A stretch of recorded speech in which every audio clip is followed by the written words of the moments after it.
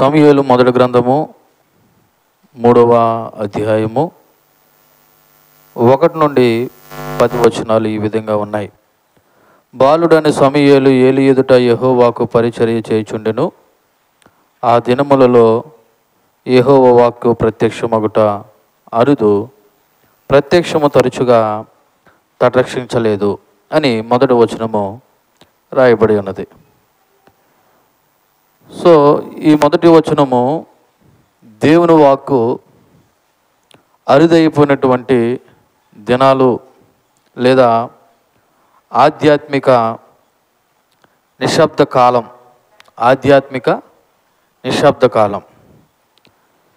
ఇశ్రాయేలీయుల యొక్క జీవితాల్లో ముఖ్యంగా ఏలి యాజకుడుగా ఉన్న సమయాల్లో మరి ఆ దినాల్లో దేవుని యొక్క వాక్కు మరి ప్రత్యక్షమగుట అరుదు లేదా దేవుని యొక్క ప్రత్యక్షము జరగలేదని ఇక్కడ కొన్ని మాటలు కనబడుతూ ఉన్నాయి.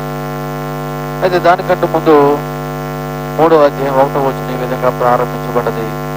బాలుడైన సమూయేలు ఏం చేస్తారంటే ఆయన ఏలి ఎదుట యెహోవాకు పరిచర్య చేయించున్నాడు. నీకు చాలా సందర్భాల్లో చెప్తున్నాను, పరిచర్య అనేది చాలా ప్రాముఖ్యమైనది. పరిచర్య నానా విధాలుగా ఉన్నది. పరిచర్య మాట్లాడుకుంటే దేవుని యొక్క వాక్యాన్ని అందించడం వాక్య పరిచర్య, లేకపోతే మందిరంలో అయ్యే సందర్భాన్ని బట్టి చేసే పరిచర్యలు ఉన్నాయి. పరిచర్యలు అనేది రక్షింపబడిన ప్రతి విశ్వాసి వాళ్ళ స్థాయిని బట్టి చేయవలసినవి.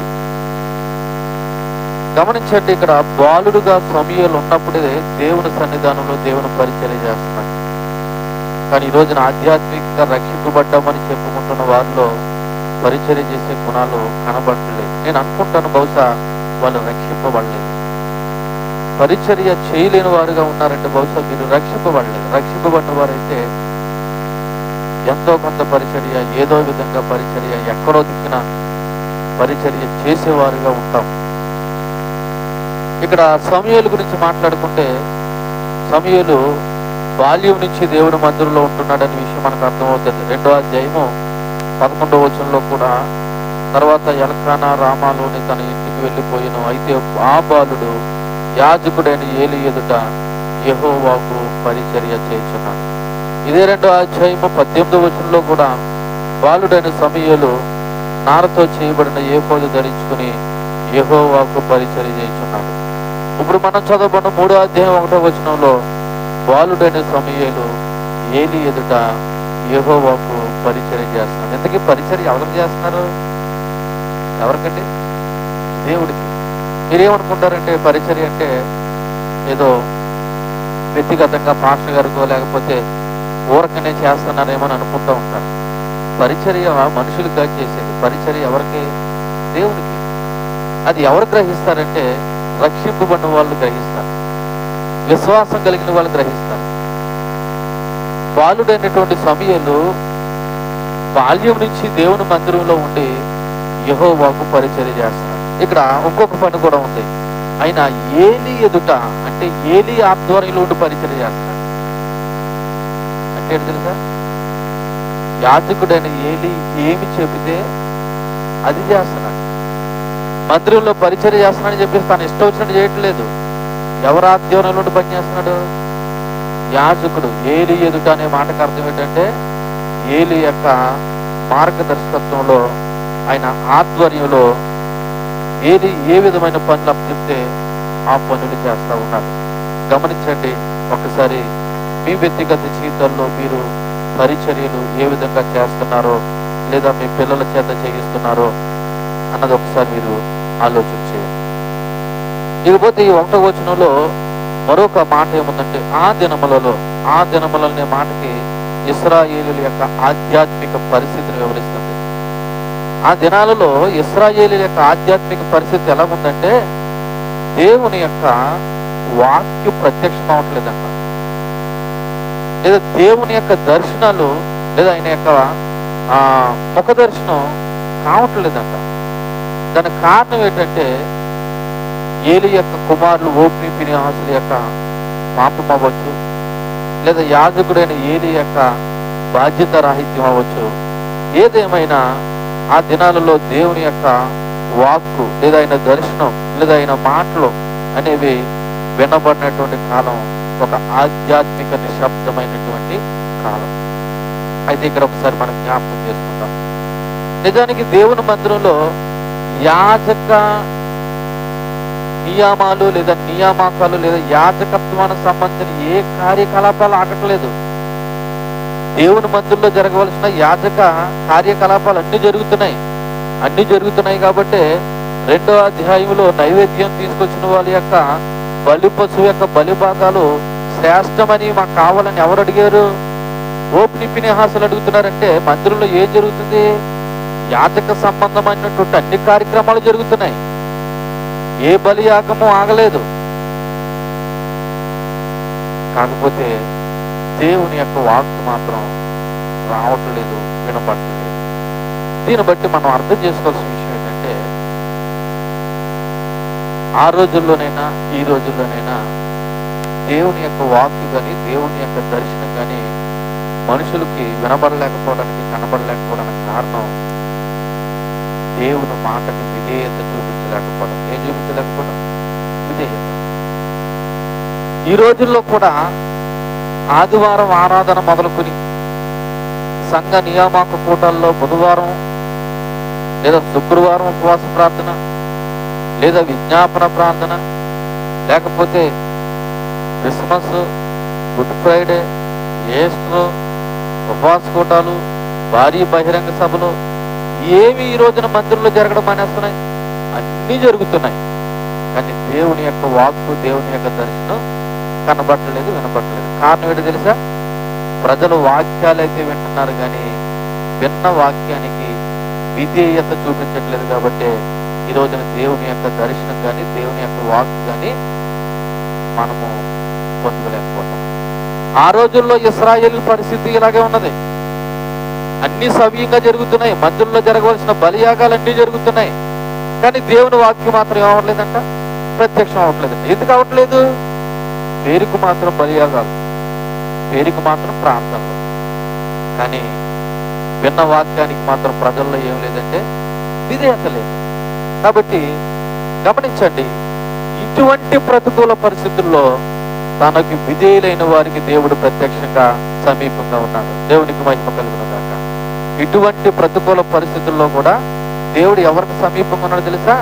తనకు విధేయులైన వారికి సమీపంగా ఉన్నాడు.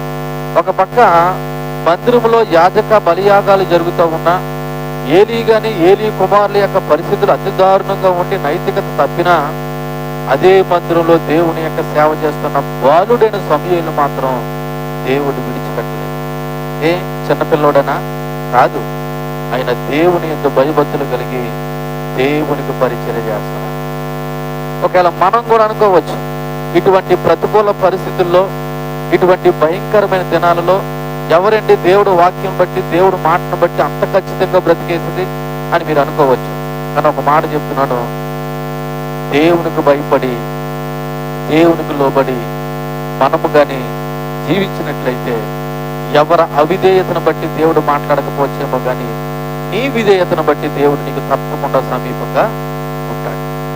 గమనించండి, 3వ అధ్యాయం 1వ వచనంలో బాలుడైన సమూయేలు ఏలీ ఎదుట యెహోవాకు పరిచర్య చేయుచున్నాడు.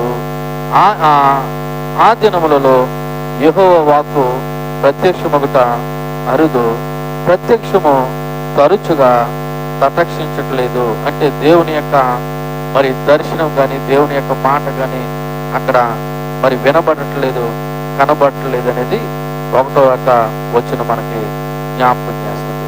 ఈ 1వ వచనంలో కొన్ని ముఖ్యమైన మాటలు ఏంటంటే ఆధ్యాత్మిక కరువు. ఏ కరువు? ఆధ్యాత్మిక కరువు. అంటే అర్థం లేదా?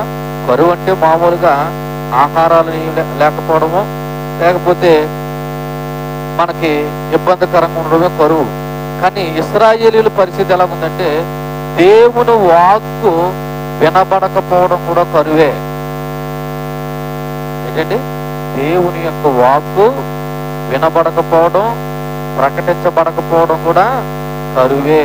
కాబట్టి ఇశ్రాయేలీల యొక్క పరిస్థితి ఎలా ఉందంటే ఆధ్యాత్మిక కరువుగా ఉన్నారు. ఈ రోజున మన దినాల్లో అయితే దేవుని వాక్యం విస్తారంగా ప్రకటించబడుతుంది. ఏమో భవిష్యత్ దినాల్లో దేవుని యొక్క వాక్కు ప్రకటించబడటం ఒకవేళ కరువుగా మారిపోవచ్చు. ఇటువంటి దేవుడు మనకెంత సమీపంగా, ఎంత సులువుగా, ఎంత చక్కగా దేవుని వాక్యం దొరుకుతున్న దినాల్లో మనం దేవుని యొక్క వాక్యానికి కానీ విధేయత కాలేకపోతే తర్వాత మనం ఇబ్బంది పడవలసిన పరిస్థితి వస్తుంది. అయితే మరి దేవుని ప్రత్యక్షత కొరతగా ఉన్నప్పటికీ నమ్మకంగా పరిచయం చేసిన సమూయేలు ఆటోలు ఈ రోజున మన మందిరాల్లో లేదా దేవుని యొక్క సంగమనబడుతున్న మనలో కూడా ఉండాలి. ఇటువంటి దేవుని యొక్క వాక్కు ప్రత్యక్షత పొదువైనటువంటి దినాల్లో కూడా నమ్మకంగా ఎవరున్నారు? సమూయేలు ఉన్నాడు. దేవుని యొక్క శాసనం ఎంతో కొంత ఉంటుందండి. ఆ శాసనంలో నువ్వు ఉంటే ఇంకా మంచిది. తర్వాత సమూయేలు జీవితంలో ఏలి యొక్క పాత్ర ఒక మార్గదర్శకత్వం కాబోతా ఉంది. ఈ కింద వచనాలు చదువుతూ ఉన్నప్పుడు అన్నిటికంటే ముఖ్యంగా ఈ 1వ వచనంలో మన జీవితాల్లో దేవుని వాక్యాన్ని గౌరవించాలి. ఏ వాక్యాన్ని? దేవుని యొక్క వాక్యాన్ని గౌరవించాలి, ప్రాధాన్యత ఇవ్వాలి. అంతేకాకుండా దేవుని యొక్క మాటలను మనం దొరికినప్పుడు మరి దేవుని మాటలు వింటూ ఉండాలి. దేవుని యొక్క మాటలు తేలికగా తీసుకోకూడదనే విషయం మనము నేర్చుకోవాల్సినటువంటి అవసరత ఉన్నదనే విషయాన్ని జ్ఞాపకం చేస్తాం. చూడండి 2వ వచనం. 2వ వచనంలో ఏమని రాయబడి ఉన్నది?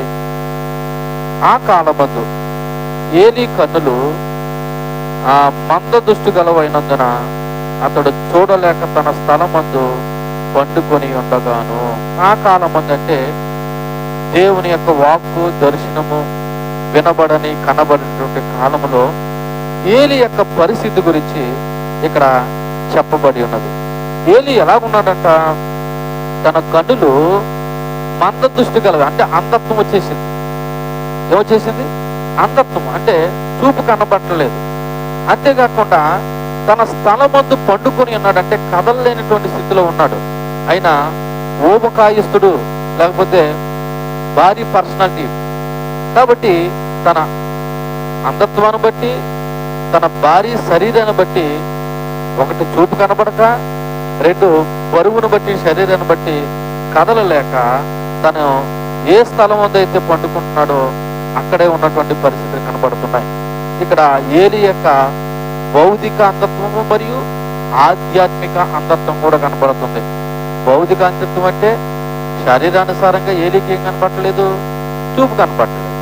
ఆధ్యాత్మికంగా కూడా ఏలీ తన పిల్లలను సరైన మార్గంలో పెట్టుకోలేని పరిస్థితిని బట్టి ఆధ్యాత్మికంగా కూడా అంధత్వం కలిగి ఉన్నాడు.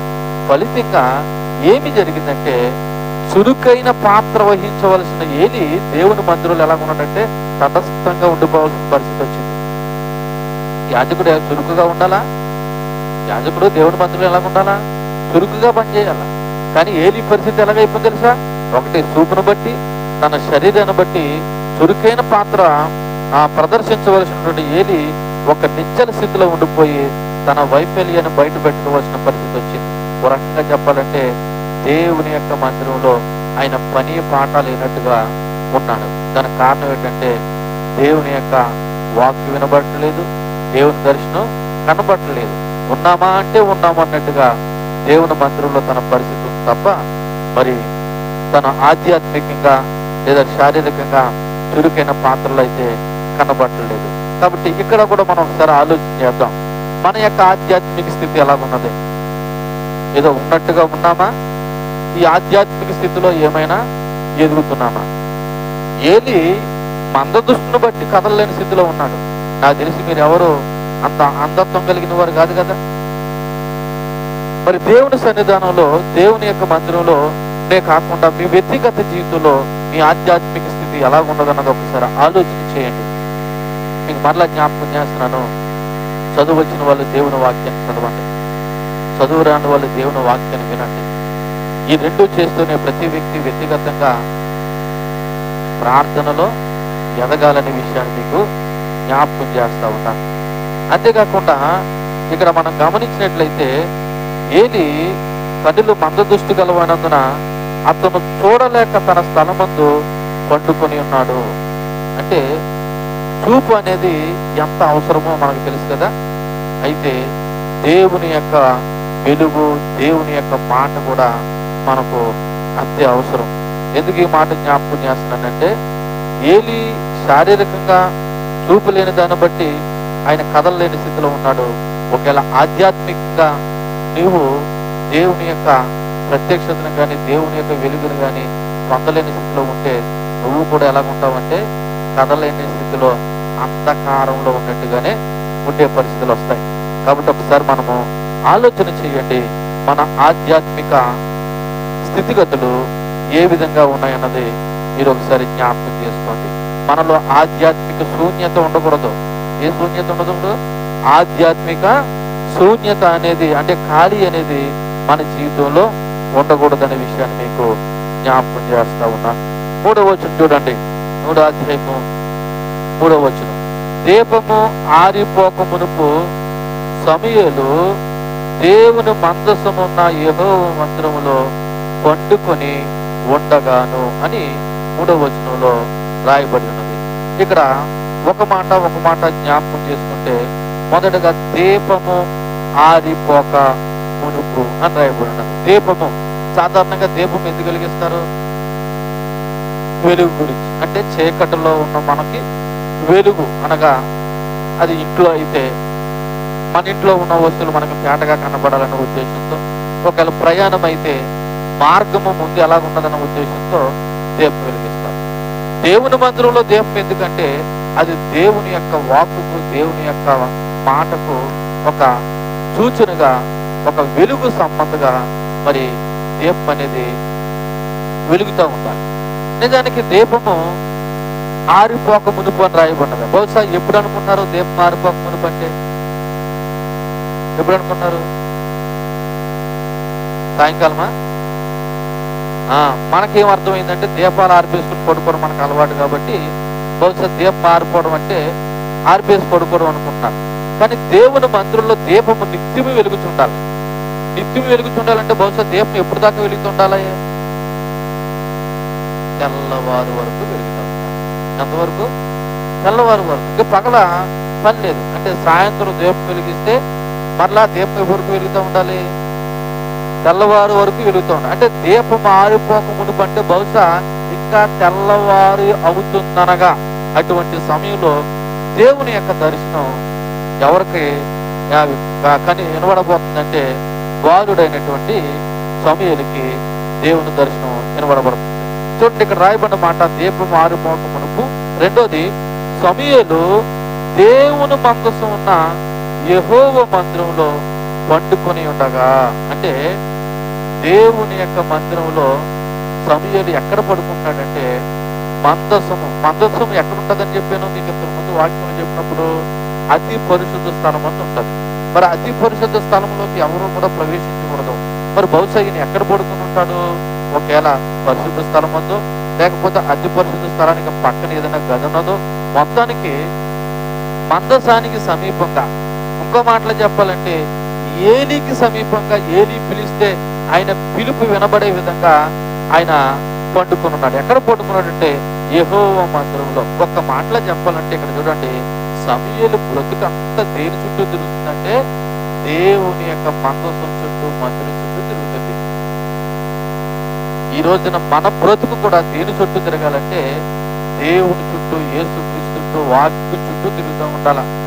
నువ్వు ఎన్ని పనులు చేసుకుని వచ్చినా, ఏ ఉద్యోగానికి వెళ్ళొచ్చినా, ఏ వ్యాపారం చేసుకుని వచ్చినా, ఏ కూలి పనికి వెళ్ళొచ్చినా, నీ మనసు, నీ ఆలోచన, నీ తలంపు దేవుని చుట్టూ తిరుగుతూ ఉండాలంటే దేవుని వాక్యం చుట్టూ, దేవుని యొక్క మందిరం చుట్టూ. అంటే మందిరం అంటే ఈ మందిరం చుట్టూ తిరగమని కదా నా ఉద్దేశం, సహవాసం అనబడుతున్న దాని గురించి మాట్లాడుతున్నాం.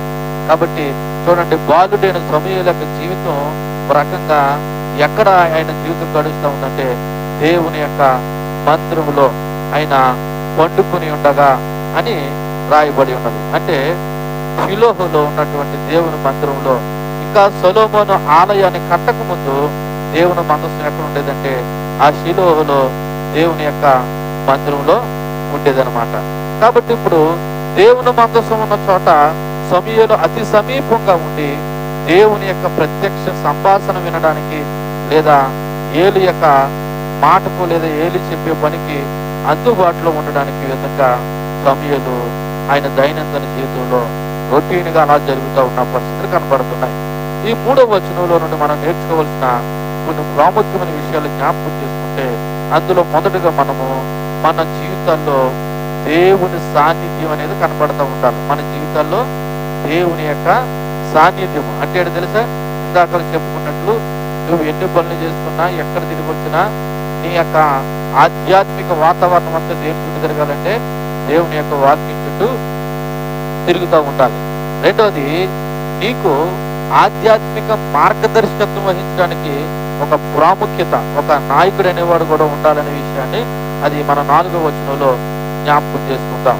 చూడండి, ఇక్కడ ఒక విషయం చెప్పి 4వ విషయంలోకి వెళ్తున్నాను. ఆయన దేవుని మందసానికి అతి సమీపంగా ఉన్నాడు కాబట్టి దేవుని వాక్యం వినడానికి సిద్ధంగా ఉన్నాడు. మళ్ళా చెప్తున్నాను, ఆయన దేనికి అతి సమీపంగా ఉన్నాడు? దేవుని యొక్క మందసానికి అతి సమీపంగా ఉన్నాడు కాబట్టి ఇప్పుడు దేవుని యొక్క స్వరాన్ని వినడానికి కూడా ఎలాగున్నాడు? అతి సమీపంగానే ఉన్నాడు. ఇక నేను ఏం చెప్పదలిసానంటే, నువ్వు దేవుని వాక్యానికి ఎంత దగ్గరగా ఉంటే దేవుడు నీతో మాట్లాడడానికి అంత దగ్గరగా ఉన్నాడు. ఉదాహరణకి ఇక్కడ కూర్చున్న మీరు వాక్యాన్ని వింటున్నారు, రాని వాళ్ళు వాక్యాన్ని వినట్లేదు. ఎందుకని? వాళ్ళు దేవుని యొక్క మందసానికి లేదా దేవుని వాక్యానికి దగ్గరికి రాలేదు. దేవుడు నాతో మాట్లాడంటే ఏం మాట్లాడతాడు ఆయన? నువ్వు ఇంటికి కూర్చుంటేనే. ఆయన నీతో మాట్లాడాలంటే వాక్యము మాట్లాడుతున్న చోటు నువ్వు రావాలి. ఇదిగో దేవుని వాక్యం ఎక్కడైతే ప్రకటించబడుతుందో అక్కడికి నువ్వు వెళ్ళాలి. ఇదిగో మందసములో సమూయేలు సమీపంగా ఉన్నాడు. ఇదిగో దేవుని స్వరాన్ని వినడానికి సిద్ధంగా ఉన్నాడు. మీరైనా సరే ఈరోజు వచ్చారు కాబట్టి దేవుని స్తోత్రం. ఒకవేళ రాన పరిస్థితుల్లో నువ్వెందుకు దేవుని సన్నిధి దూరం అయిపోతున్నావు?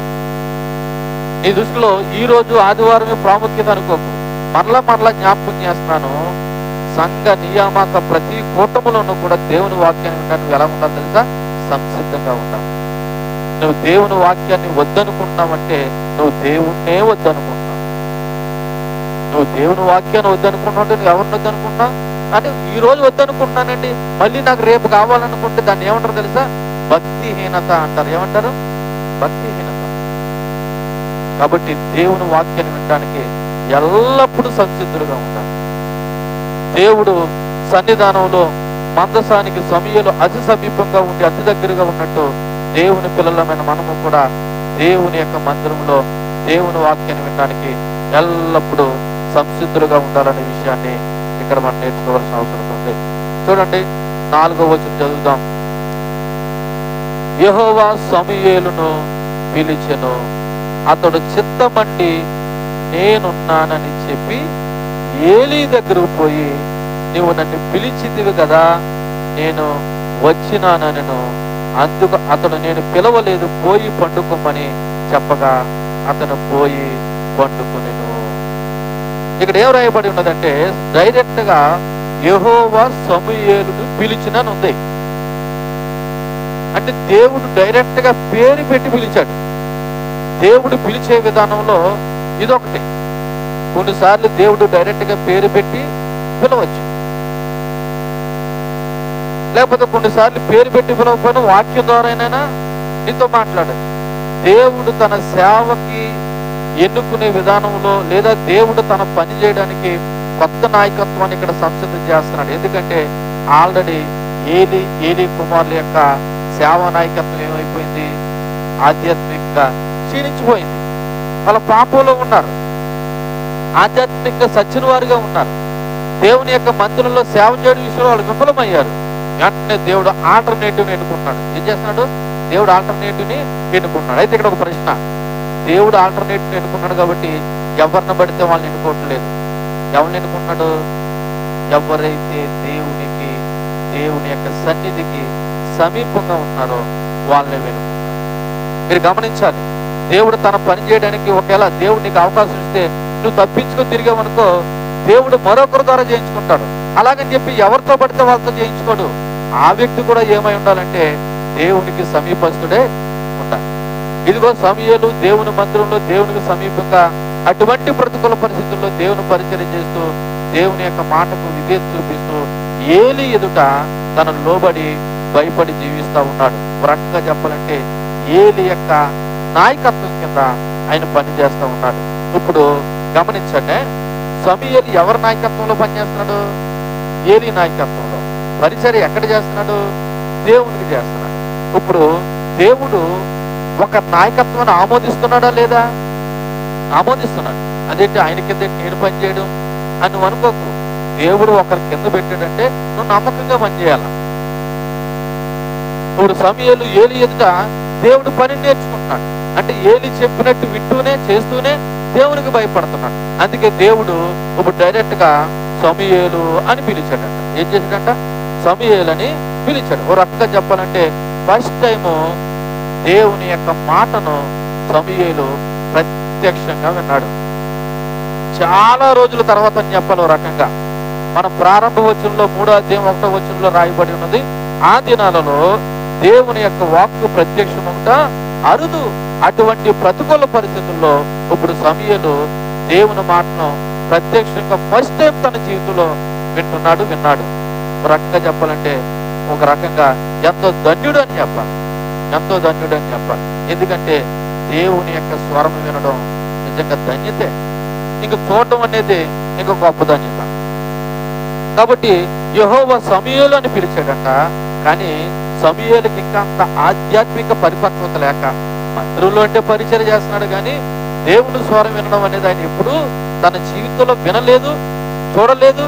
కాబట్టి అతను కూడా ఏమనుకున్నాడంటే బహుశా నన్ను ఎవరు పిలిచారు? ఏలి పిలిచాడేమో అనుకున్నాడు. ఏమనుకున్నాడు?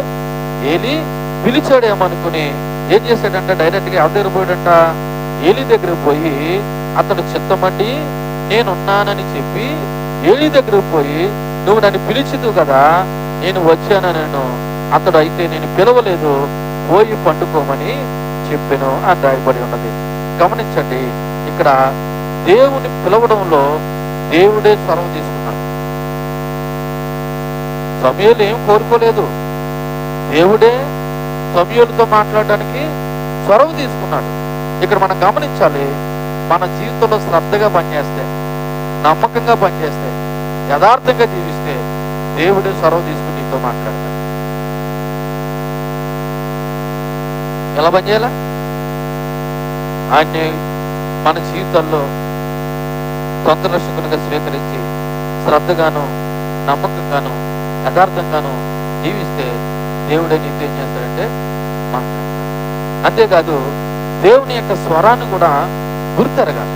కానీ ఇక్కడ సమూయేలు అనుభవ రాహిత్యాన్ని బట్టి దేవుని యొక్క స్వరాన్ని గుర్తెరగకపోయినా దేవుడు స్వరాన్ని గుర్తెరగడానికి ఒక మార్గదర్శకత్వంలో ఆయన పనిచేస్తా ఉన్నాడు. అంతేకాదు ఇక్కడ ఈయన అంటాడు కదా, ఇదిగో చిత్తమండి నేనున్నాను అని చెప్పాడంట. ఏమన్నాడంట? చిత్తమండి నేనున్నాను అంటే చెప్పిన పని చేయడానికి ఏమై ఉన్నాడు? ఈయన సిద్ధంగా ఉన్నాడు. కానీ ఈ రోజున చెప్పినా పని చేయడానికి సిద్ధంగా లేరు. అసలు పని చెప్తారేమో అని తప్పించుకొని తిరిగేటువంటి పరిస్థితులు కనపడుతున్నాయి ఈ రోజున. ఈయన దేవుని మందిరంలో ఎలా ఉన్నాడంటే, వాడు పాస్టర్ గారిని పిలిచి పని చెప్తే చేయడానికి సిద్ధంగా ఉన్నాడు. అది కూడా అర్ధరాత్రి లేకపోతే తెల్లవారుజామున. ఈ మాటను బట్టి ఇది తెల్లవారుజామున జరిగి ఉండొచ్చు. ఆ సమయంలో నా సేవకుడు కానీ పిలిచాడేమని చిత్తమండి నేనున్నానని చెప్పాడంటే ఆయన దేని చేయడానికి ఉన్నాడు? సేవ చేయడానికి సిద్ధంగా ఉన్నాడు. ఏం చేయడానికి? సేవ చేయడానికి. కానీ మన సేవ అంటే తప్పించుకుని పారిపోయి తిరిగే పరిస్థితుల్లో కనపడుతున్నాం. గమనించండి, దేవుని సేవ, దేవుని పరిచర్య ఇది దేవుని కొరకు చేస్తాయని ఊరికినే మిమ్మల్ని ముసుగు పెట్టేవాడు కాదు. ఆయన పరిచర్య పట్ల, ఆయన సేవ పట్ల మనం ఏమై ఉండాలంటే సంసిద్ధులై ఉండాలి. అంతేకాదు ఇక్కడ బాలుడైన సమూయేలుని దేవుడు ఏ వయసులో పిలిచి తెలుసా? చిన్న వయసులోనే పిలవడం జరిగింది. అంటే దేవుని సేవకి వయసుతో పని లేదు. ఆయన ఏ వయసులోనైనా సరే తన పిల్లల్ని తన పని నిమిత్తము పిలుచుకుంటాడు. ఇక్కడ సేవ అంటే మాలాగా పాస్టర్ గారిలాగా వాక్యం చెప్పడం గురించి మీరు అనుకుంటున్నారేమో. మీకు పరిచర్య అనే మాట అర్థమైతే అందులో సేవ అనేది కూడా ఒక రకమైన పరిచర్య. కాబట్టి ఇది పాస్టర్ గారి గురించి, సేవ గురించి మాట్లాడుతున్నారు, మా గురించి ఏం కాదన్నట్టుగా పొరలోపకండి. ఇది దేవుని యొక్క పనిలో ప్రతి ఒక్కరూ నిమగ్నం కావాల్సినటువంటి బాధ్యత అనే విషయాన్ని జ్ఞాపకం చేస్తూ ఉన్నాను. చూడండి, అక్కడ ఆయన అంటున్న మాట, చిత్తమండి నేనున్నానని చెప్పేసి అనగా ఆయన ఎక్కడికి వెళ్ళాడంట? ఏలీ దగ్గరికి పరిగెత్తుకుని వెళ్ళాడంట. ఎవరి దగ్గర పరిగెత్తుకుని వెళ్ళాడంట? ఎందుకంటే ఆయన బహుశా సమయానికి పిలిస్తే ఎవరు పిలిచారు అనుకున్నాడు? ఏలీయే పిలిచాడు అనుకున్నాడు. కాబట్టి ఇదిగో వచ్చాను, నేనున్నాను అని చెప్పేసి అతను ఏలీ దగ్గరికి పరిగెత్తుకుని వెళ్ళాడు. అంటే దీన్ని బట్టి మనం గమనించవలసింది ఏంటంటే, బాలుడైన సమూయేలు ఏలీ పట్ల విధేయత, గౌరవం కలిగి ఉన్నాడు. ఏలీ పట్ల ఏం కలిగి ఉన్నాడు? విధేయత, గౌరవం కలిగి ఉన్నాడు. పిలిచినట్టునే వచ్చాడంటే ఏలీ అంటే ఇప్పుడు సమూయేలుకి ఏముంది? గౌరవం ఉంది, విధేయత ఉంది. ఒక రకంగా చెప్పాలంటే సమూయేలు యొక్క వ్యక్తిత్వం చూపిస్తుంది ఇక్కడ. సమూయేలు వ్యక్తిత్వం ఎటువంటిదంటే పిలిచిన వెంటనే స్పందించేటువంటి హృదయం. ఏ పని చెప్తారన్న తర్వాత విషయం, నేనున్నానని చెప్పగలిగాడంటే ఆయన పెద్దల పట్ల, లేకపోతే ఆయన యొక్క విధేయత అనేది కనపడతా ఉంది. అంతేకాకుండా ఇక్కడ మరొక మాట కూడా ఉన్నది. అక్కడ ఏలీ అంటాడు, నేను పిలవలేదు అని జవాబిచ్చాడు. బహుశా ఏలీ కూడా అర్థం కాలేదు ఎవరు పిలిచారన్నది. ఎందుకని? బహుశా ఈయన కూడా దేవుని యొక్క స్వరాన్ని విని చాలా రోజులైపోతుంది. సమూయేలేమో గుర్తుపట్టలేక గందరగోళంతో ఏలీ దగ్గరికి వచ్చాడు. ఏలీ ఏమనుకున్నాడు? అలవాట్లో పొరపాటుగా నేనేం పిల్లలేదు కదా అనుకున్నాడు. ఎందుకని? దేవుడు పిలుస్తాడు, దేవుడు మాట్లాడతాడనే విషయం కూడా ఎవరు మర్చిపోయారు? ఏలీ మర్చిపోయాడు. ఈ రోజున చాలా మంది ఆధ్యాత్మిక కూడా ఇలాగ మర్చిపోతున్నారు. ఎందుకంటే ఒకప్పుడు భక్తి లేదు కదా, ఒకప్పుడు ఆతృత లేదు కదా, ఒకప్పుడు ఆశ లేదు కదా. వసతులు పెరిగే కొలది, వనరులు పెరిగే కొలది సుఖం పెరిగిపోయి దేవుని మాటను గుర్తిరగలేని పరిస్థితుల్లో ఈ రోజున క్రైస్తవ సంఘం కూడా ఉంది. బాలుడైన సమూయేలు గుర్తుపట్టలేదంటే అర్థం ఉంది, ఎన్నో సంవత్సరాలు సేవ చేసినటువంటి ఏలీ కూడా దేవుని యొక్క స్వరాన్ని లేదా దేవుడు పిలిచాడన్న సంగతి ఏలీ కూడా గుర్తుపట్టలేకపోయాడు. గమనించండి, ఆయన క్యాజువల్ గా నేహడు పోయి మరలా పండుకో అని చెప్పేసి ఏమన్నాడంటే అక్కడ, అందుకు నేను పిలవలేదు, పోయి పండుకోమని చెప్పగా అతను పోయి ఏం చేసుకున్నాడు? పండుకున్నాడు. గమనించండి, ఇక్కడ దేవుని స్వరం వినడం అనేది చాలా ప్రాముఖ్యమైన విషయం. అంతేకాదు దేవుని స్వరాన్ని పూర్తి ఎరగాలి. ఏం చేయాలి? దేవుని స్వరాన్ని పూర్తి ఎరగాలి. చాలా మంది దేవుడు మాట్లాడడం అంటే ఏమనుకున్నారు తెలుసా? నా పేరు పెట్టి పొట్టెట్టి పిలిచారేమనుకున్నారు. పేరు పెట్టి పొట్టెట్టి వెళ్ళడం అనేది ఎప్పుడో రేరుగా జరుగుతుంది. ఇప్పుడు దేవుడు తన వాక్యం ద్వారా మీతో ఏం చేస్తున్నాడు? మాట్లాడుతున్నాడు. అది గ్రహిస్తే దేవునికి మహిమ కలుగును గాక. కాబట్టి ఇది దేవుని స్వరం అని మనము గుర్తెరగాలి. అంతేకాకుండా దేవుని యొక్క సహవాసం మరియు పట్టుదల. ఇక్కడ దేవుడు సమూయేలును అనేక సార్లు పిలుస్తాడు. ఇక్కడ ఇంచుమించు 3 సార్లు, 4వ స్పందిస్తాడు చివరగా. అది కూడా ఏలీ చెప్పిన మాటను బట్టి. అంటే సహవాసంలో పట్టుదల, దేవుని యొక్క పిలుపు విషయంలో మరి చిరాకు అనేది లేకుండా ఎన్నిసార్లు పిలిచినా, నేను అనుకున్నాను నేను చదువుతా ఉన్నప్పుడు సమూయేలు రాత్రాత్మలా కాదు, మొత్తం 24 గంటలు పిలిచిన చిత్తమండి నేను ఉన్నానని చెప్పేలాగా ఉన్నాడు. ఎందుకంటే దేవుని సేవ చేయడానికి అంత సిద్ధంగా ఉన్నాడు. రకంగా చెప్పాలంటే ఆయన దేవుని కొరకే బ్రతుకుతున్నాడు. ఎవరి కొరకు బ్రతుకుతున్నాడు? దేవుని కొరకే. ఈ రోజున మనము కూడా భూమి మీద ఎందుకు బ్రతకాలి తెలుసా? దేవుని కొరకే బ్రతుకుతున్నాం అన్నట్టుగా ఉండాలా, అలాగే బ్రతకాలి. మరి అలాగైతే పిల్లల గురించి కండి, మరి పనిపాట్ల గురించి కండి. దేవుడేమి పిల్లల గురించి, పనిపాట్ల గురించి చెయ్యొద్దు, మానేయమని ఏం చెప్పలేదు. 6 దినాలు కష్టపడు, 7వ దినము అని ఇశ్రాయేలు ప్రజలు చెప్పాడు. ఈ రోజున దేవుని కృపను బట్టి నువ్వు ప్రతిరోజు దేవుని మందిరంలో ఉండి దేవుని స్తుతించొచ్చు, దేవుని ఆరాధించవచ్చు. దేవునికి మహిమ కలుగును గాక. చూడండి, తర్వాత మాట చదువుతాం. ఎన్నో మాట, 6వ వచనం. యెహోవా మరలా సమూయేలును పిలవగా సమూయేలు లేచి ఏలీ యొద్దకు పోయి, చిత్తము నువ్వు నన్ను పిలిచిదు గనుక వచ్చితునెనను.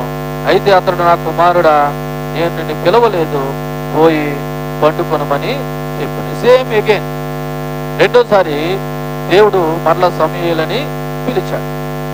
ఇక్కడ దేవుని యొక్క పిలుపు యొక్క ప్రాముఖ్యత హైలైట్ మనం గమనించాలి. ఎందుకంటే బైబిల్లో కొన్ని సందర్భాల్లో దేవుడు పర్టికులర్ గా 1, 2, 3 సార్లు చెప్పిన సందర్భాలు, పిలిచిన సందర్భాలు కనపడుతుంటాయి. ఉదాహరణకి మోషే విషయంలో కానీ, గిడియోను విషయంలో కానీ దేవుడు అనేక సార్లు పిలవడం జరిగింది. ఇక్కడ సమూయేలును కూడా దేవుడు అనేక సార్లు పిలుస్తూ ఉన్నాడు. ఎందుకంటే దేవుడికి తన యొక్క సేవను జరిగించడానికి ఒక కొత్త నాయకత్వాన్ని దేవుడు ఎన్నుకుంటా ఉన్నాడు. ఒక రకంగా చెప్పాలంటే సమూయేలు యొక్క భవిష్యత్తు ఇశ్రాయేలు ప్రజలకు ఒక ప్రవక్తగా వాడబడడం కొరకు, దేవుని సేవ చేయడం కొరకు దేవుడు సమూయేలుని ఎన్నుకుంటా ఉన్నాడు. కాబట్టి మరలా ఎగేను దేవుడు సమూయేలు అని పిలిచాడు. కానీ మరలా యథావిధిగా సమూయేలు ఎక్కడ పోయాడంట? ఏలీ యొద్దకు పోయాడంట. ఏలీ యొద్దకు పోయి, చిత్తమయ్యా నువ్వు నన్ను పిలిచావు కదా అంటే ఆయన అన్నాడంట, నా కుమారుడా లేదయ్యా, నేను నిన్ను పిలవలేదు, పోయి పట్టుకోమని చెప్పాడంట. అంటే ఒక రకంగా చెప్పాలంటే ఇక్కడ ఏలీ కూడా తన రెండోసారి ప్రతిస్పందనలో సమూయేలుని దేవుడు పిలుస్తున్నాడు అనే విషయాన్ని మర్చిపోయాడు. కాకపోతే సమూయేలు పట్ల గౌరవంతో లేదా ప్రేమతో నా కుమారుడు అని సంబోధిస్తూ అక్కడ ఒక కుటుంబంలో ఉన్నటువంటి తండ్రి కొడుకుల సంబంధం అనేది అక్కడ కనిపిస్తా ఉంది. అంటే ఒక రకంగా చెప్పాలంటే ఏలీ తండ్రిగాను సమూయేలు ఒక కుమారుడుగాను జీవిస్తూ ఉన్నారు. దీన్ని ఆధ్యాత్మిక ఆత్మీయ తండ్రి అని మాట్లాడుతున్నటువంటి మాటలు మంచిది. అయితే చూడండి, ఇక్కడ తిరిగి వెళ్ళి పడుకో అని చెప్పడం ద్వారా సమూయేలుని మరలా విశ్రాంతి తీసుకోమని ఏలీ ఆదేశిస్తున్నాడు.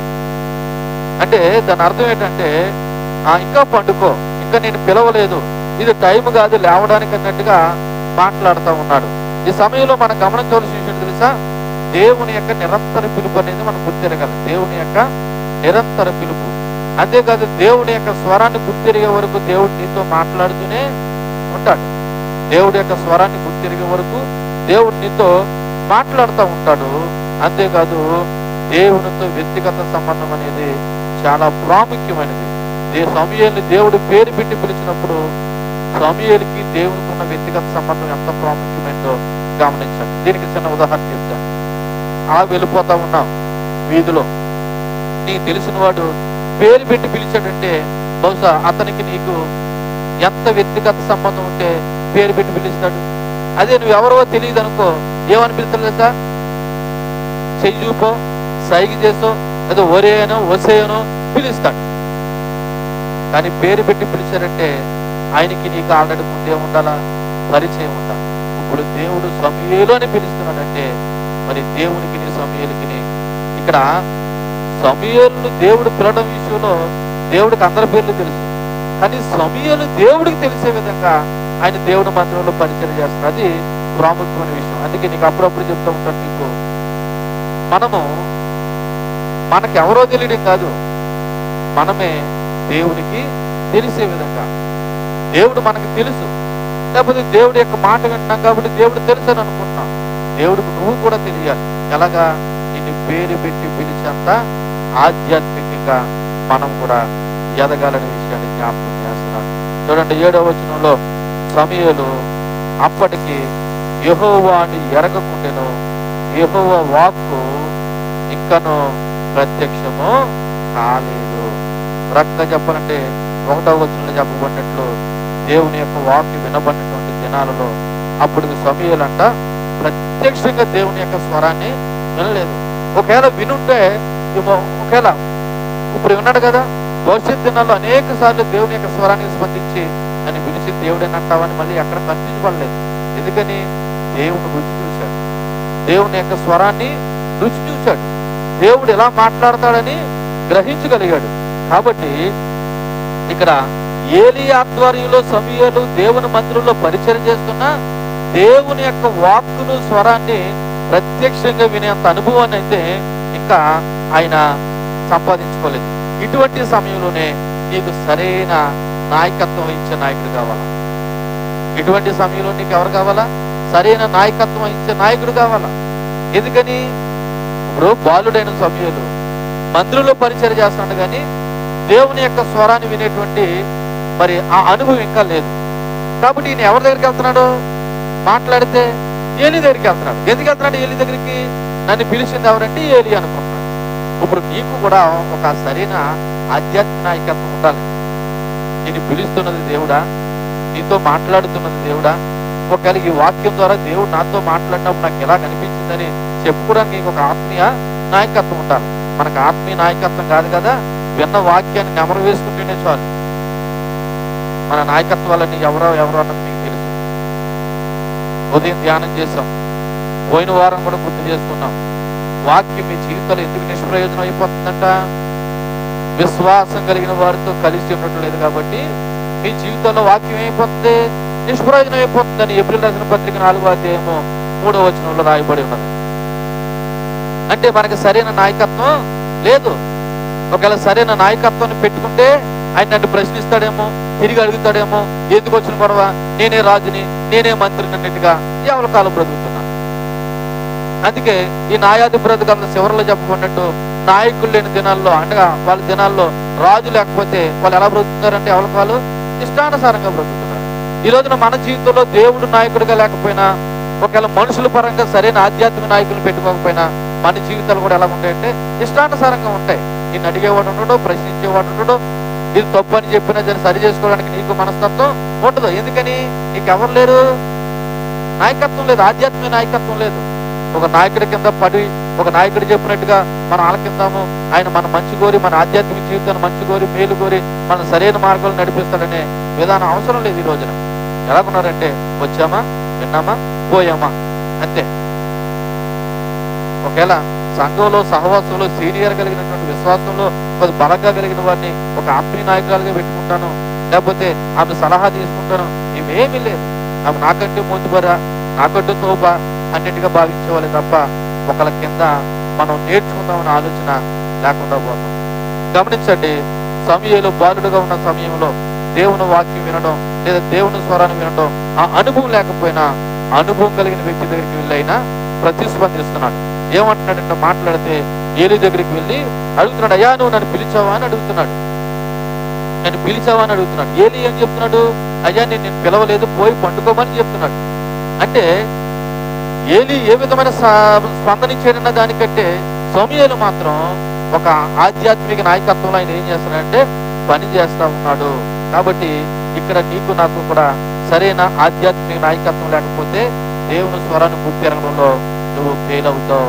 కాబట్టి ఆ విషయాన్ని మనం జ్ఞాపకం చేసుకోండి. ఎందుకంటే దేవుని స్వరాన్ని గుర్తిరగడంలో నీ వల్ల కాకపోతే సరైన నాయకులను కూడా సంప్రదించడం అనేది చాలా ప్రాముఖ్యమైన విషయం. తర్వాత మాట చూడండి, 8వ వచనం. యెహోవా 3వ మారు సమూయేలును పిలవగా అతడు లేచి ఏలీ దగ్గర పోయి, చిత్తము నువ్వు నన్ను పిలిచితివే, ఇదిగో వచ్చిందనగా ఏలీ యెహోవా బాలును పిలిచినని గ్రహించి. ఎన్నోసారి గ్రహించాడు?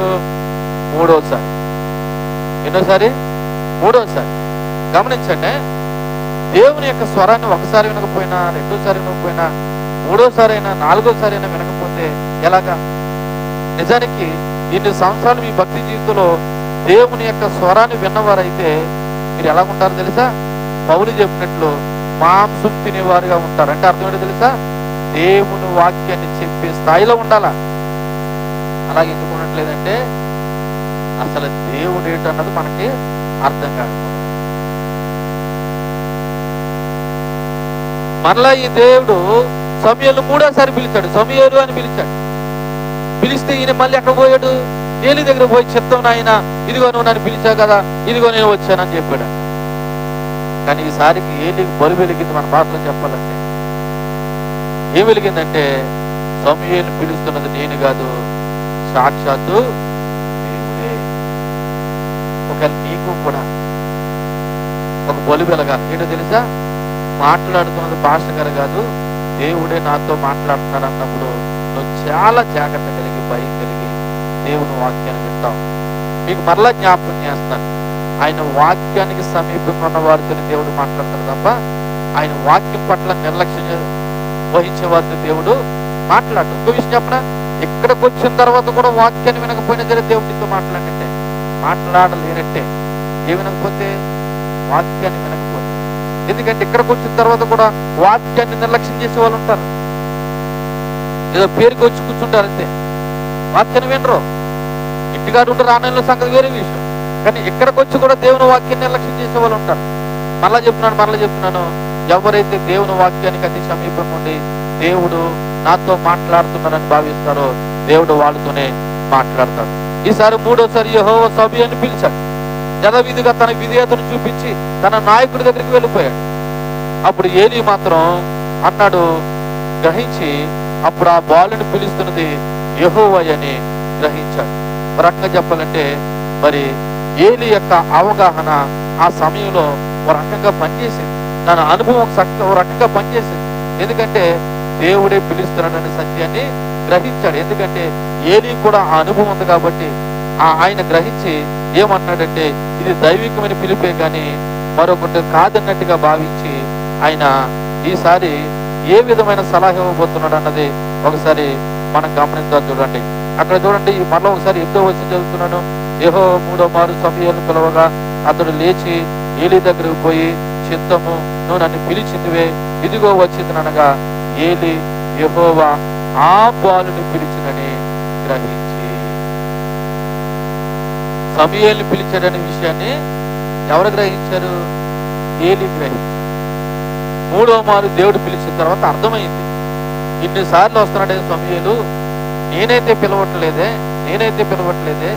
మరి ఇన్నిసార్లు ఎందుకు వస్తున్నాడు సమూయేలు నా దగ్గరికి అన్నప్పుడు సమూయేలుకి అర్థమైంది, పిలుస్తున్నది దేవుడు అని. పిలుస్తున్నది ఎవరు? దేవుడు.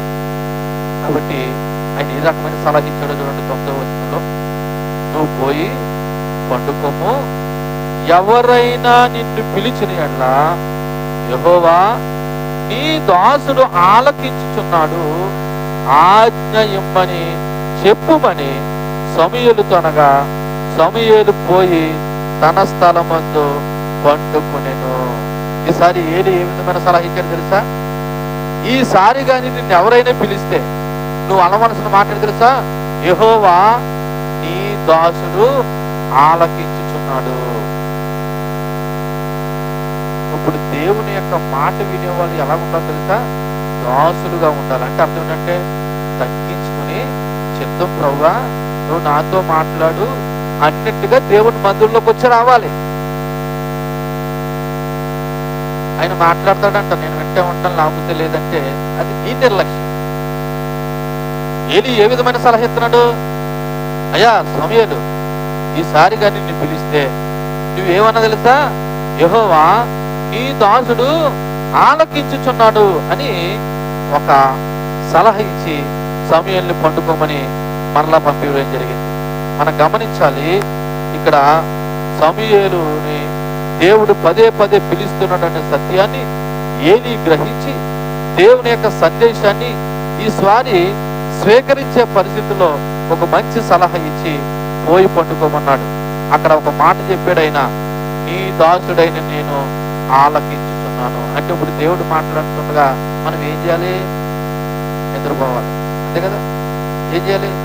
లేదా నిర్లక్ష్యంగా అటు ఇటు తిరుగుతూ ఉంటాను. లేకపోతే ఏం చేయాలి? దేవుడు మాట్లాడుతున్నప్పుడు నువ్వు ఆలకించాలి. అక్కడ అంటున్నాడు, ఇదిగో నీ దాసుడు ఆలకించుచున్నాడు. అంటే దేవుడు మాట్లాడుతుంటే వచ్చిన వారు ఏం చేయాలన్నమాట? ఆలకించాలి. నువ్వు ఎప్పుడు ఆలకిస్తావు తెలుసా? నువ్వు దాసుడు అని గ్రహించినప్పుడు, నువ్వు దీనురాలు అని గ్రహించినప్పుడు, నువ్వు తగ్గించుకున్నప్పుడు, నువ్వు ప్రభు దగ్గరకు వచ్చి నీ స్థితి ఏంటన్నది నీకు అర్థమైనప్పుడు నాతో మాట్లాడుతున్నది దేవుడు అని ఒళ్ళు జాగ్రత్తగా పెట్టుకుని ఆలకిస్తాను. ఏలీ ఎంత గౌరవప్రదమైన సలహా ఇచ్చాడు తెలుసా? మాట్లాడుతున్నది దేవుడు అని గ్రహించి, యెహోవా నీ దాసుడు ఆలకించుచున్నాడు, ఆజ్ఞ ఇమ్ము అని, ఆజ్ఞ చెప్పమని నువ్వు అని అన్నాడంతే. అంటే ఇప్పుడు దేవుడు ఆజ్ఞ ఇస్తే ఈయన చేయడానికి సిద్ధంగా. ఇప్పుడు ఎంత వాక్యం విన్న తర్వాత మీరు ఎందుకున్నారు ఇక్కడ? మాట్లాడిన దాని ప్రకారం జీవించడానికి ఉన్నారు, అంతేనా? ఈరోజు ప్రార్థన వచ్చి కూర్చొని వెళ్ళిపోవడానుకున్నారా? అలాగే ఉన్నారు చాలా మంది. ఈ రోజున ప్రార్థన వచ్చి కూర్చొని ఆలకించి వెళ్ళిపోవడానికి ఉన్నారు. నిజానికి దేవుడు నీకు ఆజ్ఞాపిస్తున్నాడు ఏమని? ఇదిగో ఏ వాక్యం అయితే విన్నావో ఆ వాక్యానుసారంగా జీవించు అని దేవుడు నీకు ఏం చేస్తున్నాడు? ఆజ్ఞాపిస్తున్నాడు. అది నువ్వు గ్రహిస్తే, నేను అందుకే ఉన్నాననే విషయం నువ్వు గ్రహిస్తే నువ్వు వాక్యానుసారంగా నడుస్తాడు. ఇక్కడ ప్రాబ్లం ఎక్కడ వచ్చిందంటే దేవుడు నాతోనూ మాట్లాడలేదు, ఈ వాక్యం నాది కాదన్నట్టుగానే వచ్చేసి వెళ్ళిపోవడం వల్లే ప్రాబ్లం ఉంది. ఇప్పుడు దేవుడు ఎవరితో మాట్లాడుతున్నాడు? ఎవరితోది? నాతో, మనతో కాదు, నాతో అని నువ్వు అనుకుంటే, ఓహో దేవుడు ఈ వాక్యం ద్వారా నాతో మాట్లాడాడు కాబట్టి ఈయన ఆజ్ఞాపించిన ప్రకారం నేను చేయాలి. దాసుడు పని ఏంటి? యజమాని చెప్పినట్టు చేయడం. ఇప్పుడు సమూయేలు దాసుడైతే, యజమానుడు దేవుడైతే, ఇప్పుడు దేవుడు చెప్పిన మాట ఎవరు ఆలకించాలి? సమూయేలు ఆలకించాలి. ఆలకించిన దాని ప్రకారం చేయాలి. అలాగే ఇక్కడికి వచ్చిన నువ్వు కూడా దేవుని యొక్క దాసుడు దాసురాలు అయితే, మన యజమానుడు దేవుడైతే, దేవుడు చెప్తున్న వాక్యం ప్రకారం నువ్వు కూడా ఏం చేయాలి? చెయ్యాలి. అలా చేయట్లేదంటే నువ్వే యజమానుడు అన్నమాట. దేవునికి నువ్వే యజమానుడి కింద ప్రవర్తిస్తున్నావు. ఒకసారి ఆలోచన చేయండి. మీరు యజమానుల్లాగా ఉంటున్నారో, దేవుని దగ్గర దాసుల్లాగా ఉంటున్నారో ఒకసారి ఆలోచన చేయండి. అంతేకాదు అక్కడ మరొక మాట కూడా ఉంది, మాట్లాడు ప్రభువా. దేవుడు ఎవరితో మాట్లాడతాడు? నేను ఆలకిస్తున్నాను ప్రభు అన్నవారితోనే దేవుడు మాట్లాడు. నీ దాసుడు ఆలకించుచున్నాడు అని ఎవరైతే ఆలకించడానికి సిద్ధంగా ఉన్నాడో దేవుడు వాళ్ళతోనే మాట్లాడుతున్నాడు అనే విషయాన్ని మనం గమనించాలి. కాబట్టి యథావిధిగా సమూయేలు వెళ్ళి తన విధేయతను చూపించి పోయి పండుకోమన్నాడు. ఇక్కడ ఒక మాట జ్ఞాపకం వస్తున్నారు. ఇలా చూడండి, మన పిల్లలు అయితే, మన పిల్లలు ఎందుకు నువ్వే అయితే, మాస్టర్ గారు ఇన్నిసార్లు పిలిచి నిన్ను పిల్లలేదు పోయి పండుకో, అది కూడా మంచి నిద్ర టైంలో ఓసారి పిలిచావు వచ్చాను, నేను పిల్లలేదు పోయి అన్నాను, మళ్ళా రెండోసారి పిలిచినట్టుగా నువ్వు అనుకున్నావు వచ్చావు, నేను పిల్లలేదని అన్నాను, ఇలా 2-3 సార్లు మాట్లాడితే మీరు ఏం మాట్లాడతారు? ఏం మాట్లాడతారన్నా? ఈ భాష గారు బుర్ర పని చెప్పలేదా? పొద్దుందా లేదా? 12-1 గంట ఆయనకు పండుకున్న టైంలో ఎలా పిలుస్తాడా అని తిట్టి మీద తిట్టుకోకపోయినా, పైకి అనకపోయినా లోపల తిట్టుకుంటాడు. కానీ సమూయేలు ఎంత విధేయుడు తెలుసా? ఆయన రావడం, నువ్వు పిలిచేవన్నాడడం, పోయి పండుకోమండం, మరలా పండుకోవడం, మరలా రావడం, ఎక్కడా కూడా విసుగుజాలు చెందలేదు. కానీ మనకే రోజు ప్రార్థనే, ఆదివారం వెళ్ళే కదా చాలు, అని మధ్యలో ఎందుకు ప్రార్థన మనకి చాలు. ఒక రోజు అన్నాం కదా, వాక్యం వినడానికి ఎంత విసుగుదాలో ఈ రోజున, దేవుని మందిరంలో కూర్చోడానికి ఎంత విసుగుదాలో, ఇదే టైము ఒక ఇంటి దగ్గర ఒక అరుగు దగ్గర అయితే అస్సలు విసుగురాదో, మరి కూర్చోడానికి కూడా ఇబ్బంది ఉండదు. ఇక్కడ చాలా ఇబ్బంది దేవుని మాట వినడానికి. అని సమూయేలుకి ఆ ఇబ్బంది లేదండి, సమూయేలుకి ఆ ఇబ్బంది లేదు. ఎందుకంటే ఆయన దేవుని వాక్కు పట్ల ఆసక్తి కలిగి ఉన్నాడు. దేవుని వాక్కు పట్ల ఆసక్తి కలిగి ఉన్న వాడికి దేవుడి సన్నిధి కానీ, దేవుడి పని కానీ, దేవుడి మాట కానీ ఇబ్బందిగా అనిపించదు. కష్టమైన జరి అది తన మేలు కోరుకున్నప్పుడు అది ఇష్టపూర్వకంగానే చేస్తాడు. నాకు అప్పుడప్పుడు అనిపిస్తుంటది, ఇక్కడ కూర్చోడానికి అంత ఇబ్బంది పడుతున్న వాళ్ళు ఇంటి దగ్గర ఎలా కూర్చుంటున్నారు ఇలా అనిపిస్తుంటది. నాకు ఇంటి దగ్గర ఎలా మసులుతున్నారు వీళ్ళు అనిపిస్తుంటారు. మరి అంతకంటే ఆ బ్రహ్మాండమైన లేదా మరి దేవుని వాక్యాన్ని విననుకున్నాం కదా, మరి ఇక్కడ ఎందుకు మనం అంత ఇబ్బందిని ప్రేమగా స్వీకరించలేకపోతున్నాం? అంటే నీ కష్టం దేవుడి మందిరంలో ఉన్న కష్టం, దేవుడి వాక్యాన్ని వింటే ఇంకా కష్టం. గమనించండి, సమూయేలు ఆధ్యాత్మిక స్థితికి మన ఆధ్యాత్మిక స్థితికి పోలిక చూసుకోండి. ఎలాగ జీవిస్తున్నాం దేవుని మాట వినడంలో? విసుగుదలే ఉందా? ఆసక్తి ఉందా? నీ దాసుడు ఆలకిస్తున్నాడు సెలవీయ అని చెప్పేలాగా ఉందా? మీరు చెప్పుకుంటే చెప్పుకో, నేను వింటాను అన్నట్టుగా ఉందా అన్నది ఒకసారి ఆలోచించే. చివరిగా ఆ 10వ వచనాన్ని ఒకసారి చదివి మనం ముగించుకుందాం. ఆ 10వ వచనంలో ఏమని రాయబడినదా? తర్వాత యెహోవా ప్రత్యక్షమై నిలచి ఆ రీతిగా సమూయేలు సమూయేలు అని పిలవగా, సమూయేలు అన్నాడంట, నీ దాసుడు ఆలకించుచున్నాడు, ఆజ్ఞ ఇమ్మని. ఎవరు చెప్పిన మాట యాదృచ్ఛిగా చెప్పాడు? ఏలీ చెప్పిన మాట యాదృచ్ఛిగా దేవుడి దగ్గర చెప్తున్నాడు. నేను ఇక్కడ మరలా గుర్తు చేస్తున్నాను, ఒక ఆధ్యాత్మిక నాయకత్వం ఎంత అవసరమో చూడండి. ఈయన ఇంతకీ ఏలీ మంచి సలహా ఇచ్చాడా చెడ్డ సలహా ఇచ్చాడా? మంచి సలహా ఇచ్చాడు. నేను అందుకే అంటున్నాను, ఆధ్యాత్మిక నాయకులను కలిగి ఉండాలంటాను. అందుకే ఈ ఆధ్యాత్మిక నాయకులను కూడా ఎవరిని పడితే అని పెట్టుకోకూడదు, నీ ఆధ్యాత్మిక మేలు కోరి వారిని పెట్టుకోవాలి. నీకు మధ్యాహ్నం గుర్తు చేశాను, మరలా ఇప్పుడు గుర్తు చేస్తున్నాను. మనకు సలహాలు ఇచ్చేవాళ్ళు ఎవరుంటారో తెలుసా? అస్సలు ప్రభుని నమ్మలేని వాళ్ళు, పేరుకి మాత్రమే మందిరానికి వెళ్ళేవాళ్ళు, దేవుడు అంటే విశ్వాసం లేని వాళ్ళు ఇలాంటి వాళ్ళని అడుగుతారు సలహాలు. మనం అసలు సలహా నువ్వు ఎవరిని అడగాల? విశ్వాసంలో స్థిరంగా ఉన్నవారిని లేదా దైవ సేవకుని అడగాల. కానీ మీరు అడగరు. ఎవరిని అడుగుతారు? ఇంటికి సమీపంగా ఉంది కదా అని ఇంటి పక్కన మనిషిని, లేకపోతే మా చుట్టాల మనిషి, మా అక్క, మా చెల్లి అని చెప్పేసి వీళ్ళని అడుగుతారు తప్ప ఆధ్యాత్మిక నాయకులను అడగరు. ఇప్పుడు ఏలీని ఆధ్యాత్మిక నాయకుడిగా సమూయేలు కలిగి ఉన్నాడు కాబట్టి సమూయేలు చెప్పిన సలహాని యాజకుడిగా ఏమంటాడంటే, యెహోవా నీ దాసుడు ఆలకించుచున్నాడు, ఆజ్ఞ ఇమ్మని మాట్లాడాడు. కాబట్టి మనకు సరైన నాయకత్వం కలిగినటువంటి ఆధ్యాత్మిక నాయకులు కావాలండి. వాక్యం ఒకటే వినడం కాదు, ఆ వాక్యాన్ని విన్నదానికి సరిగా నడవడానికి కూడా సరైన ఆధ్యాత్మిక నాయకులు కూడా వ్యక్తిగతంగా పెట్టుకోవాలి. ఈ 10వ వచనంలో దేవుడు ఈసారి ప్రత్యక్షమై, ఏంటండి అక్కడ రాయబడిన మాట, దేవుడు ఏకంగా ప్రత్యక్షమై అనేటువంటి మాట కనపడుతుంది. అనగా అయితే అర్థము, ప్రత్యక్షమైనటువంటి మాటకు అర్థం ఏంటి?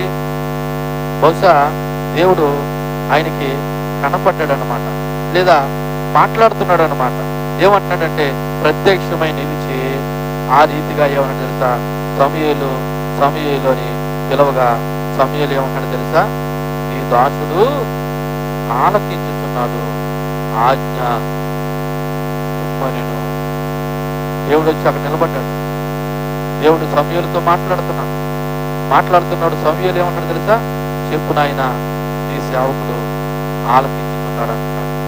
ఇక్కడ మనం గమనించవలసింది ఏంటో తెలుసా, దేవుని స్వరాన్ని గుర్తిరగాలి, దేవుని స్వరాన్ని వినాలి, విన్నదానికి విధేయతతో ప్రతిస్పందించాలి. అంతేకాదు దేవుడు చెప్పిన మాటను బట్టి మనం బ్రతకాలి, ఆయన ఆజ్ఞాపించిన ప్రకారం జీవించాలి.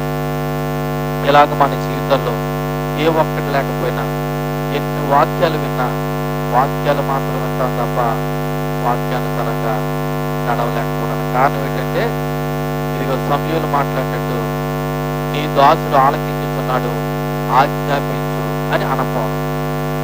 ఇప్పుడు ఇక్కడికి వచ్చిన మనము కూడా దేవుడు నీతో మాట్లాడినప్పుడు, ఇదిగోనయ్యా నువ్వు నాతో మాట్లాడిన మాటను బట్టి నేను బ్రతుకుతానని నువ్వు దేవుడితో అనలేకపోవడం వల్లే నువ్వు వాక్యానుసారంగా బ్రతకలేకపోతావు. ఏమన్నాడంటే సమూయేలు, యెహోవా నీ దాసుడు ఆలకించుతున్నాడు, ఏమేమో ఆజ్ఞ అంటే నువ్వేం చెప్పాలనుకున్నావో చెప్పు అని. ఇప్పుడు ఏం చెప్పాలనుకున్నావో చెప్పు అన్న మాటకి మరి ఆయన ఏం చెప్పాడు, ఎవరితో చెప్పమన్నాడు అన్నది మనం వచ్చే వారం ధ్యానం చేద్దాం. కానీ ఇక్కడ నేర్చుకోవాల్సిన మాట ఏంటో తెలుసా, ఆయన మాట్లాడుతున్నప్పుడు నువ్వు ఒళ్ళు దగ్గరెట్టుకుని ఒక దాసుడిలాగా ఆయన ఆజ్ఞాపిస్తున్నాడనే సత్యాన్ని గ్రహించి శ్రద్ధగా వినాలి.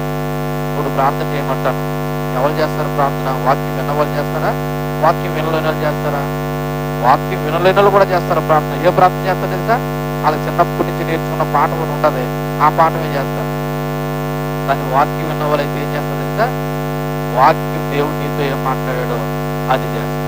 దాన్ని బట్టి నువ్వు ప్రార్థన చేసేటప్పుడు నువ్వు వాక్యం విన్నావో వాక్యం వినలేదన్నది అర్థం అవుతుంది. దేవుడి మాటలు మన ఇంట్లో దీవించి ఫలింపచేయను కాక. ఆమేన్. కళ్ళు మూసుకొని ప్రార్థన చేద్దాం. కళ్ళు మూసుకొని చెప్పబడిన మాటలు బట్టి ప్రార్థన